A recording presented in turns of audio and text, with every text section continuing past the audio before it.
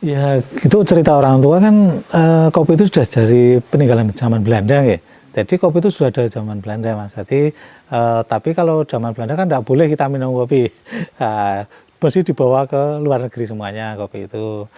Dengan perkembangan zaman ternyata kopi yang misalnya ya itu yang dipetik yang harus dijual ke Belanda ada yang jatuh. Nah, yang jatuh itu dikumpulkan petani terus nyoba digoreng sendiri diminum ternyata enak. Nah, dari situ berkembang petani kita itu simbah-simbah kulon itu reko-reko napa nih membuat kopi sendiri ngoten niku. Nah, dan setelah tidak ada penjajahan kan kopi sudah jadi milik kita seutuhnya. Jadi terus ya dikembangkan, terus dipasarkan seperti itu.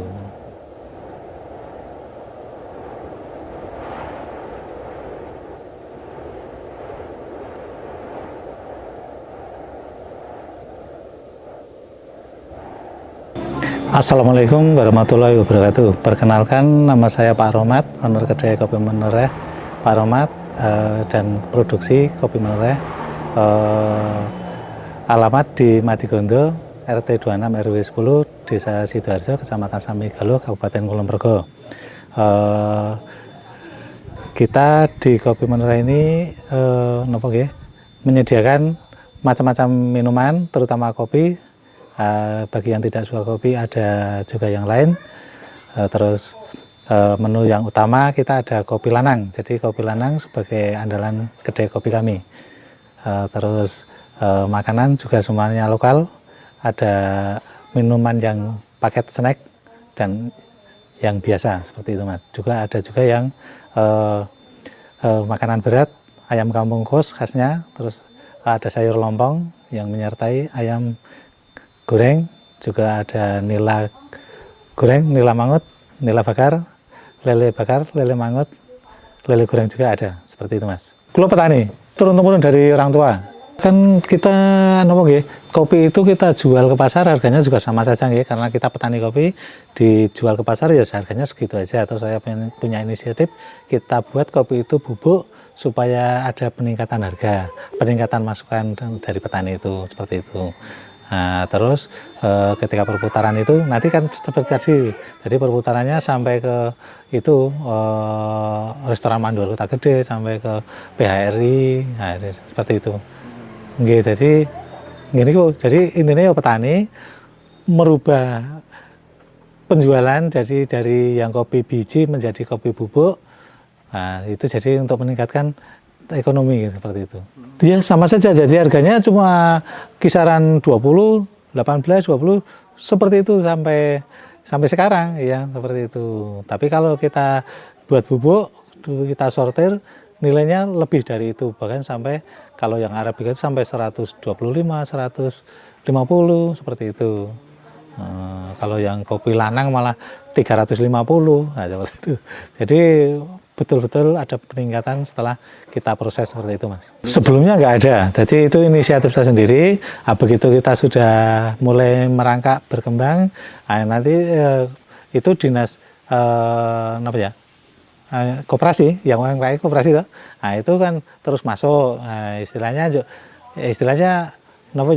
setelah kita berkembang ya semuanya mengaku ya istilahnya binaan saya seperti itu kan. Ya terus ya untungnya kita diikutkan pelatihan seperti itu ya. Mendanggep apa-apa nih sebenarnya ora njaluk duitnya kan. Seperti itu. Nah, dari intinya kan seperti itu. Jadi kita mulainya pokoknya dari nol. Nah, seperti itu. Tanaman itu memang kita kan tinggal merawat Mas. Jadi merawat mengganti tanaman yang mati. Tanaman itu kan sudah dari simbah-simbah bapak kula. Nah, terus saya sendiri. Nah, itu ketika ada yang tua mati kita ganti seperti itu. Bukan menanam serentak dari nol itu enggak. Jadi kita istilahnya tambal sulam yang mati gitu. Milik pribadi. Jadi istilahnya di tanah sendiri ngoten. Jadi milik pribadi seperti itu. Kalau kita boleh tahu mungkin cerita dari orang tua gitu kan. Ya. Kemudian orang tua dulu berinisiatif menanam kopi, apa memang di sini lahannya cocok untuk kopi atau memang pripun ini? Ya, itu cerita orang tua kan kopi itu sudah dari peninggalan zaman Belanda ya. Jadi kopi itu sudah ada zaman Belanda Mas. Jadi tapi kalau zaman Belanda kan tidak boleh kita minum kopi. mesti dibawa ke luar negeri semuanya kopi itu. Nah, dengan perkembangan zaman ternyata kopi yang misalnya itu yang dipetik yang harus dijual ke Belanda ada yang jatuh. Nah, yang jatuh itu dikumpulkan petani terus nyoba digoreng sendiri diminum ternyata enak. Nah, dari situ berkembang petani kita itu simbah-simbah kulon itu reko-reko napa nih membuat kopi sendiri ngoten niku. Nah, dan setelah tidak ada penjajahan kan kopi juga sudah jadi milik kita seutuhnya. Jadi terus ya dikembangkan, terus dipasarkan seperti itu. Kalau kopi yang ditanam sendiri Pak, jenisnya? Robusta, kita banyakkan Robusta, Arabica itu ada cuman sekitar 5% kalau di sini karena ketinggian kita kan 650 ya. Jadi tidak cocok banget untuk Arabica. Cocoknya Robusta sini seperti itu. Jadi kalau kita punya kopi Arabica banyak itu kita terus terang joinan dengan yang Suroloyo. Suroloyo kan dia punya kopi Arabica karena ketinggian dia di atas 800. Jadi sudah lumayan ada asamnya seperti itu.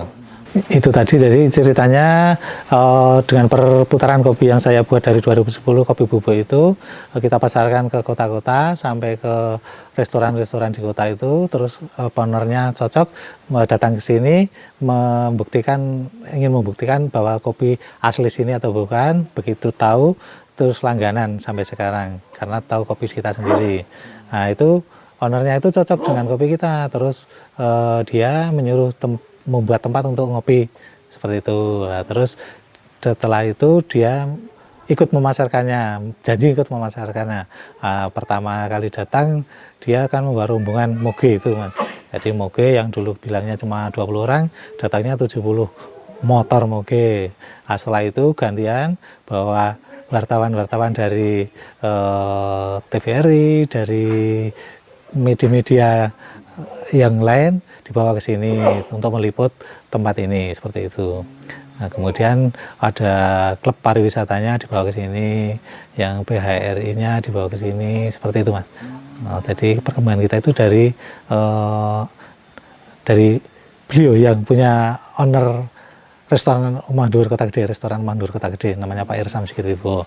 Itu dia yang cikal bakal untuk mendampingi saya dari awal, dari nol sampai seperti ini sekarang ini. Suasana juga mendukung Mas, jadi mereka mencari udara yang dingin, suasana yang tenang, tidak ada bising. Nah, mungkin selama jalan di sini tidak pernah dengar namanya suara motor yang semrawut itu nggak ada ya. Jadi ini hening, jadi nggak ada suara-suara yang mengganggu. Dia mencari ketenangan. Banyak mahasiswa yang sini membaca skripsi dan berhasil karena di sini tenang, juga ada wifi yang free untuk mendukung pengerjaan skripsi mereka seperti itu Mas. Kopi Menure kita di sini ada 5 macam Mas. Jadi ada kopi lanang, kopi Arabica, kopi Robusta, kopi jahe, terus kopi luwak tadi. Jadi ada itu. Jadi ada 5 macam, 5 macam kopi. Itu semua ngambil produksi sendiri? Iya, dari kebun sendiri dan kebun petani sekitar kita. Karena di sini petani 90% petani punya kopi. Walaupun nggak sama ya, tergantung lahan masing-masing, itu punya kopi semuanya. Jadi yang sesuai dengan standar kita, petik merah, biji bagus dijual ke sini. Tapi kalau yang petik asalan, mereka bawa ke pasar. Seperti itu Mas. Kopi lanang itu sebenarnya dari biji tunggalnya Mas. Kopi itu kan yang umum satu biji isi 2 ya. Nah, kalau yang kopi lanang itu satu biji dari pohon itu isinya cuma 1 bulatan, seperti delai itu. Nah, tadi bulat, tidak belah. Kalau dulu belah ya malahan, tapi bulat gitu, tidak belah. Itu kopi lanang. Itu juga dari pohon yang sama ya. Jadi bukan ada pohon sendiri, itu bukan. Memang dari pohon yang sama, cuman dari ranting itu ada yang kopi lanangnya, ada yang kopi biasa seperti itu Mas. Ya awalnya di sini ada yang mengawali di sini Mas, kopi lanang itu, tapi sekarang sudah banyak karena kita yang mengawali. Wah, sekarang sudah ada yang di sana-sana juga ada yang menjual kopi lanang juga, seperti itu.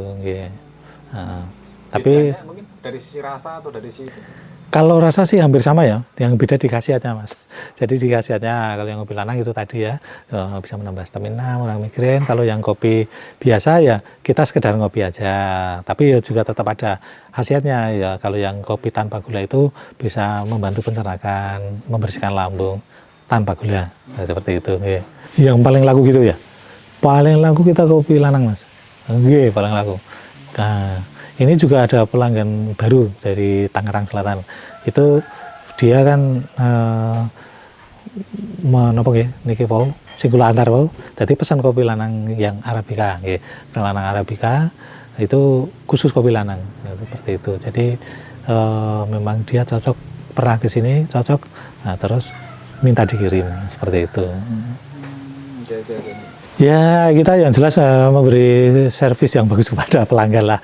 Oke, kadang ya kita mungkin yang sudah sering kesini atau belanja banyak ya kita kasih free mungkin apa gitu untuk kopi atau makanan, nah itu kita kasih free atau ada diskon kalau beli kan seperti itu. Kita mengantisipasinya kan seperti itu aja. Oke, karena memang kalau tempat ya seperti ini aja gitu. Jadi seperti itu. Oke. Tidak tentu guys, jadi tidak mesti sama. Supaya kalau bisa dirata-rata ya mungkin untuk kopi robustanya itu per bulan ya 50 kilo. Kalau Arabica lebih sedikit lagi sekitar 40-an kilo. Kalau yang kopi lanang lebih besar lagi 60 sampai 70 kilo. Seperti itu. Ya. Kalau kopi luwak udah sampai 5 kilo Mas. Satu bulan. Sekilo nggak nyampe kalau satu bulan itu, kecuali ada pemborong seperti kemarin itu baru. Ya. Karena ya memang di samping mahal ya orang kan belum tentu suka kopi luwak juga ya. Ya seperti itu.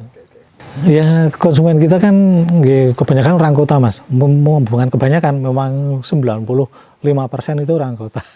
Jadi orang bawah. Jadi mereka kan kesini itu mencari yang original Mas. Jadi yang istilahnya tidak banyak banyak istilahnya mesin, berbau yang pokoknya yang modern ya. Nah, kan kalau modern sudah banyak di kota ya, jadi serba enak ngoten.